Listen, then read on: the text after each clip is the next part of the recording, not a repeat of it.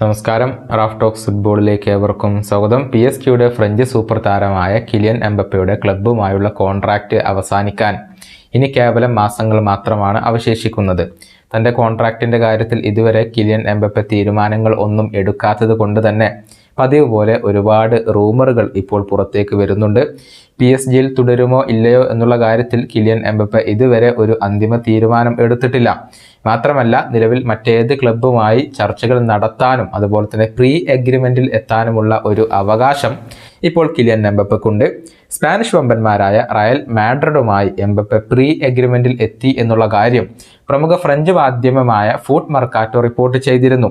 പക്ഷേ എംബപ്പയുടെ ക്യാമ്പ് തന്നെ അതിനെ നിരസിക്കുകയായിരുന്നു. അതോടുകൂടി അതിനു വിരാമമായി നിലവിൽ റയൽ മാഡ്രിഡ്, ലിവർപൂൾ എന്നീ റൂമറുകളാണ് ഏറ്റവും കൂടുതൽ ഉയർന്നു കേൾക്കുന്നത്. ഇതിനിടെ പ്രമുഖ മാധ്യമമായ ടെലിഗ്രാഫ് ഇതുമായി ബന്ധപ്പെട്ട മറ്റൊരു റിപ്പോർട്ട് പങ്കുവച്ചിട്ടുണ്ട്. അതായത് കിലിയൻ എംബപ്പയെ ഫ്രീ ഏജന്റ് ആയിക്കൊണ്ട് എത്തിക്കാൻ സാധിക്കുമെങ്കിലും വലിയ ഒരു തുക തന്നെ അദ്ദേഹത്തിനായി ക്ലബ്ബുകൾ മുടക്കേണ്ടി വരും.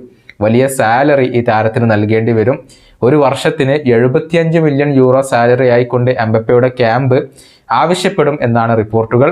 ടാക്സ് കഴിഞ്ഞതിന് ശേഷമുള്ള തുകയാണ് ഇത്. മാത്രമല്ല, ഇതിന് പുറമെ സൈനിങ് ബോണസും എംബപ്പയ്ക്ക് നൽകേണ്ടി വരും. അതായത് എംബപ്പയ്ക്ക് വേണ്ടി ട്രാൻസ്ഫർ തുക നൽകേണ്ടി വരില്ല. അതുകൊണ്ട് തന്നെ വലിയ ഒരു തുക സൈനിങ് ബോണസ് ആയിക്കൊണ്ട് ആവശ്യപ്പെടാനാണ് കിലിയൻ എംബപ്പയുടെ ക്യാമ്പ് തീരുമാനിച്ചിട്ടുള്ളത്.